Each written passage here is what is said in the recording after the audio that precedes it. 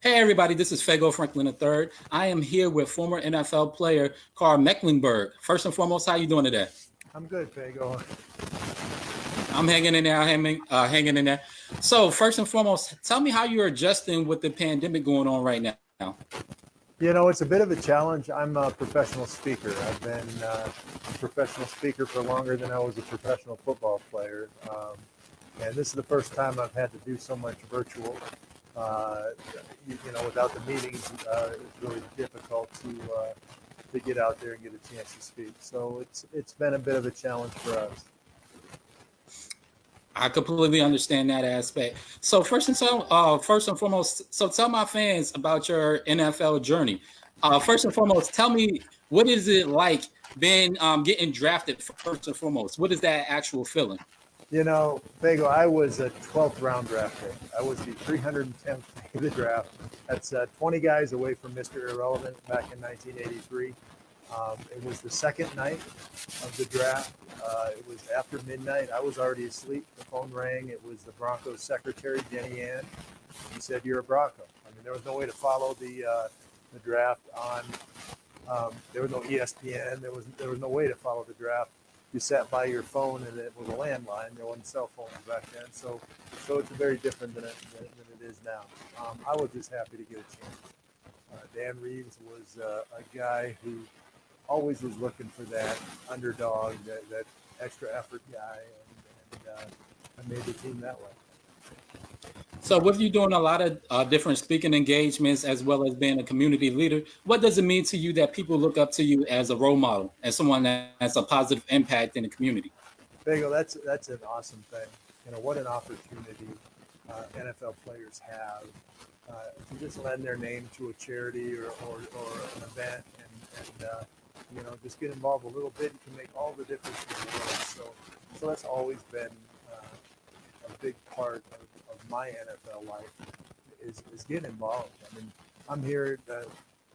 I grew up in Minnesota. I'd never been to Colorado before I got drafted here, but I'm here still, 25 years after I retired from the NFL.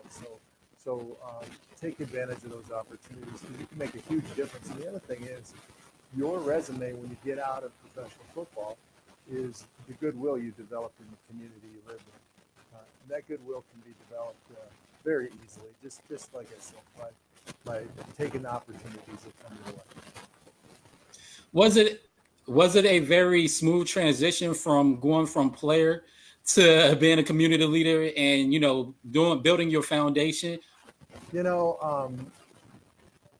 I don't know that it was smooth.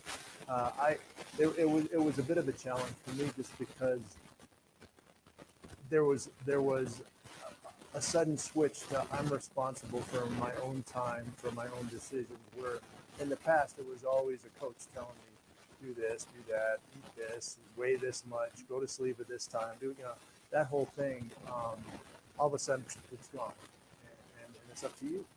Uh, I was able, fortunately, I was able to figure out where I wanted to go, what I wanted to do with my life beyond football, and the decision to retire from football was mine. And that doesn't happen very often in the NFL. I mean, my body had broken down. I knew it was time to retire, so I guess it was my body's decision to be done with Hmm. football. But it ultimately was my decision. I wanted to spend more time with my family. I wanted to just move on. So I went fishing for a while and got tired of that, and found speaking. And probably the thing I miss most from the NFL is the adrenaline. And you get that adrenaline, getting up in front of a group and try to remember what you meant to say. So the Hmm. speaking thing really has been a great transition from professional football to the rest of my life, just because I still get that adrenaline and I can perform. Ultimately, as an NFL player, you're a performer. When that whistle blows, it's time to go, and that's hard to replace. So, what was it like for playing for the iconic John Elway? I mean, he's very competitive, great high energy, and a spirited guy. So, did that trickle down to you on the defensive end? John was the offensive captain for most of my career. I was the defensive captain for most of my career, and we got along well. I mean, John, you would think a guy as um, a guy with as much notoriety as John Henn would develop some sort of ego and really maybe separate himself from his teammates. But John wasn't that way at all. He understood as a leader, you have to be connected with your team. They have to understand you and know where you're coming from. You have to understand them. If you went to our lunchroom was like most lunchrooms in the NFL, and most middle school lunchrooms, a bunch of round tables sitting in a room, and the same people sit at the same table every day. Except John would sit at a different table. And he did that so he could get to know the players and get to know his teammates and cross those barriers that exist in any NFL locker room. And whether it's the old guys and the young guys, the offense and the defense, the black guys and the white guys. I mean, people just hang out together with people that they're used to. And John crossed those barriers. And I thought it was a great idea, and it really made his connection to his teammates and made the team more of a single unit instead of a bunch of individual units.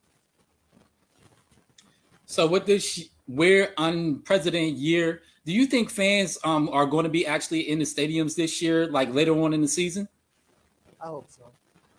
Fans are a huge part of the game. And obviously the TV fans are going to be watching. There's no question about that. But having fans in the stadium, that home field advantage, particularly at Mile High Stadium, it was a great advantage for us.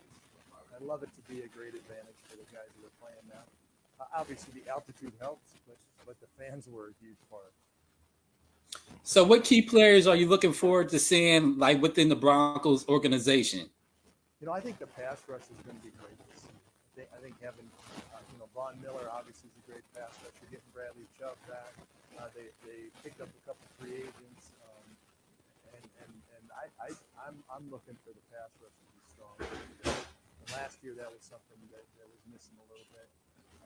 A.J. Johnson has been a breath of fresh air at middle linebacker. His ability to be decisive and find the cracks before the running backs find the cracks is tremendous. I like him. I think he's going to be a great player for the Broncos. What advice can you give some of these players that are not having the opportunities as they once had this year? Because, of course, preseason was cut. So what advice can you give those guys that are looking to get back on the field and looking for a position? Yeah, hang in there. Do what you can. Don't worry about what you can't do. When this COVID thing came, I was thinking I'd never seen anything like it. And then all of a sudden I realized, wait a second, I've had 18 football-related surgeries. I've been in the training room when everybody else is out on the field, out on the practice field, out on the, getting ready for the next season, whatever it was. And what I decided to do was to do what I could, control what I could control. Once again, I was crossing those lines in the locker room, getting involved with people that I hadn't gotten to know in the past. I was a model rehab patient. I did whatever I possibly could from the position I was at. That's what you have to do. And right now, they cut down from 90 players to 80 players. 10 guys from each team are going to get cut before they ever see a practice field. Hang in there. There's opportunities down the line. People will get injured. Opportunities will come up, whether it's this year or next year. If you want to be a professional football player, there are ways to do it. Just hang in there. And lastly, what advice can you give people in general about making their dreams happen and taking a leap of faith? Yeah, to me, success is overcoming obstacles on the way to your dream. You're going to run into obstacles. And I know it looks like some people have this golden path to success, but if you get to know those people, more often than not, they've gone through challenge after challenge after challenge. Don't be surprised if you run into challenges.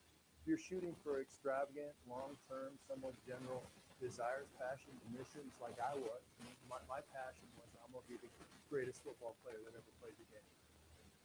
I made decisions that pointed in that direction, and that made the difference along the line.